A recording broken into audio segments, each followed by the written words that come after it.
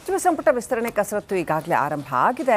ಸಂಪುಟ ವಿಸ್ತರಣೆ ಬಳಿಕ ಪಕ್ಷ ಸಂಘಟನೆ ಕಡೆಗೆ ಕೂಡ ಕಾಂಗ್ರೆಸ್ ಹೈಕಮಾಂಡ್ ಗಮನ ಹರಿಸಲಿದೆಯಂತೆ. ಈಗಾಗಲೇ ಕೆಪಿಸಿಸಿ ಅಧ್ಯಕ್ಷರ ಬದಲಾವಣೆ ಆಗಿದ್ದು ಹೊಸ ಕಾರ್ಯಾಧ್ಯಕ್ಷರುಗಳ ನೇಮಕವಾಗುವ ಸೂಚನೆಗಳು ಕೂಡ ಸಿಗ್ತಾ ಇದೆ.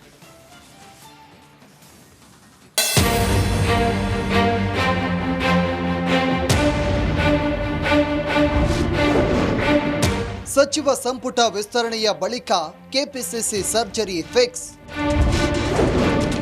ಕೆಪಿಸಿಸಿ ಕಾರ್ಯಾಧ್ಯಕ್ಷರ ಜೊತೆಗೆ ಜಿಲ್ಲಾಧ್ಯಕ್ಷರ ಬದಲಾವಣೆ. ಸಚಿವ ಸಂಪುಟ ವಿಸ್ತರಣೆಗೆ ದೆಹಲಿ ಮಟ್ಟದಲ್ಲಿ ಗಂಭೀರವಾಗಿ ಚರ್ಚೆಗಳು ಆರಂಭವಾಗಿವೆ. ಕಾರಣಾಂತರಗಳಿಂದ ಸ್ವಲ್ಪ ಸ್ಲೋ ಡೌನ್ ಆಗಿದ್ದು ಶೀಘ್ರವಾಗಿ ಸಂಪುಟ ವಿಸ್ತರಣೆ ಆಗಲಿದೆ. ಇದಾದ ಬಳಿಕ ಕಾಂಗ್ರೆಸ್ ಪಕ್ಷದ ಸಂಘಟನೆಗೂ ಕೂಡ ವೇಗ ಸಿಗಲಿದೆ.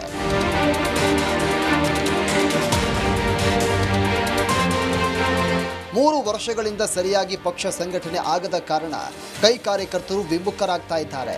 ಹೀಗಾಗಿ ಕಾರ್ಯಕರ್ತರನ್ನ ಹಿಡಿದಿಡಬೇಕು ಮತ್ತು ಸ್ಥಾನಮಾನಗಳು ಸಿಗಬೇಕು ಅನ್ನೋದು ನೂತನ ಅಧ್ಯಕ್ಷರ ಲೆಕ್ಕಾಚಾರ. ಆದ್ದರಿಂದ ಸರ್ಕಾರದಲ್ಲಿ ಕಾರ್ಯಕರ್ತರ ಸ್ಥಾನದ ಜೊತೆಗೆ ಪಕ್ಷದ ಮಟ್ಟದಲ್ಲಿ ಕೂಡ ಸ್ಥಾನಗಳನ್ನು ಕಲ್ಪಿಸಲು ಚರ್ಚೆ ನಡೀತಾ ಇದೆ. ಹೈಕಮಾಂಡ್ ಏನು ನಿರ್ಣಯ ಮಾಡ್ತದೆ ಅದೆಲ್ಲ ಆಗ್ತದೆ. ನಿಶ್ಚಿತವಾಗಿಯೂ ಕೂಡ ಕೆಪಿಸಿಸಿ ಪುನರ್ರಚನೆ ಹೊಸ ಅಧ್ಯಕ್ಷ ಬಂದಿದ್ದಾರೆ. ಅಧ್ಯಕ್ಷರಿಗೆ ಹೇಳಿದ್ರೆ ಅವರು ಪುನರ್ರಚನೆ ಮಾಡುವಂಥ ಅಧಿಕಾರ ಅಧ್ಯಕ್ಷರಿಗೂ ಇದೆ ಮತ್ತು ಹೈಕಮಾಂಡ್ಗೂ ಇದೆ. ಈಗಾಗಲೇ ಡಿಸಿಸಿ ಅಧ್ಯಕ್ಷರ ಬದಲಾವಣೆ ಪ್ರಕ್ರಿಯೆಗಳು ಆರಂಭವಾಗಿವೆ. ಹಾಗೆಯೇ ಸಂಪುಟ ವಿಸ್ತರಣೆ ಬಳಿಕ ಕೆಲವು ನಾಯಕರನ್ನ ಪಕ್ಷದ ಸಂಘಟನೆಗೆ ಬಳಸಿಕೊಳ್ಳುವ ಯೋಜನೆ ಇದೆ. ಪ್ರಾಂತ್ಯವಾರು ಮತ್ತು ಜಾತಿವಾರು ಲೆಕ್ಕಾಚಾರದಲ್ಲಿ ಕೆಲವು ನಾಯಕರಿಗೆ ಪಕ್ಷದ ಮಟ್ಟದಲ್ಲಿ ಮಹತ್ತರ ಹುದ್ದೆಗಳಾದ ಕಾರ್ಯಾಧ್ಯಕ್ಷ ಸ್ಥಾನ ನೀಡಬೇಕು ಅನ್ನೋದು ರಾಜ್ಯ ನಾಯಕರ ಒತ್ತಾಸೆಯಾಗಿದೆ. ಇನ್ನು ಮುಂದೆ ಕಾರ್ಯಾಧ್ಯಕ್ಷ ಸ್ಥಾನ ಕಂಟಿನ್ಯೂ ಆಗಿ ಮುಂದುವರಿಬೇಕು. ವಲಯ ಮಟ್ಟದ ಜವಾಬ್ದಾರಿ ಕಾರ್ಯಾಧ್ಯಕ್ಷರೇ ನಿರ್ವಹಿಸಬೇಕು ಅನ್ನೋದು ಕಾಂಗ್ರೆಸ್ ಪಕ್ಷದ ಹೊಸ ಲೆಕ್ಕಾಚಾರ.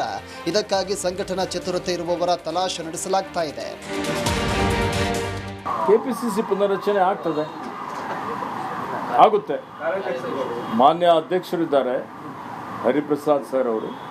ಹೀಗಾಗಿ ಅವರೆಲ್ಲರ ಜೊತೆಯಲ್ಲಿ ಸಮಾಲೋಚನೆ ಮಾಡಿ ವರಿಷ್ಠರೆಲ್ಲ ಕೂತ್ಕೊಂಡು ಇವತ್ತು ಉತ್ತಮ ರೀತಿಯಲ್ಲಿ ಪ್ರದೇಶ ಕಾಂಗ್ರೆಸ್ ಸಮಿತಿ ಪುನರಚನೆ ಆಗ್ತದೆ.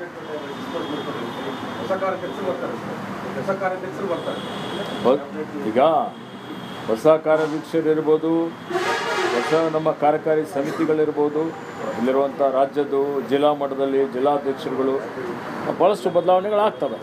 ಬೆಳಗಾವಿ ವಿಭಾಗ, ಕಲ್ಯಾಣ ಕರ್ನಾಟಕ ವಿಭಾಗ, ಬೆಂಗಳೂರು ವಿಭಾಗ, ಮೈಸೂರು ವಿಭಾಗ ಮತ್ತು ಆಡಳಿತಾತ್ಮಕ ವಿಭಾಗವನ್ನು ನೋಡಿಕೊಳ್ಳಲು ಕಾರ್ಯಾಧ್ಯಕ್ಷರ ಹುಡುಕಾಟ ನಡೀತಾ ಇದೆ. ಕಳೆದ ಬಾರಿ ಸಚಿವರಾಗಿದ್ದವರಿಗೆ ಸಂಘಟನೆಯ ಜವಾಬ್ದಾರಿ ನೀಡಬೇಕು ಅನ್ನೋದು ಹೈಕಮಾಂಡ್ ಸೂಚನೆಯಾಗಿದೆ.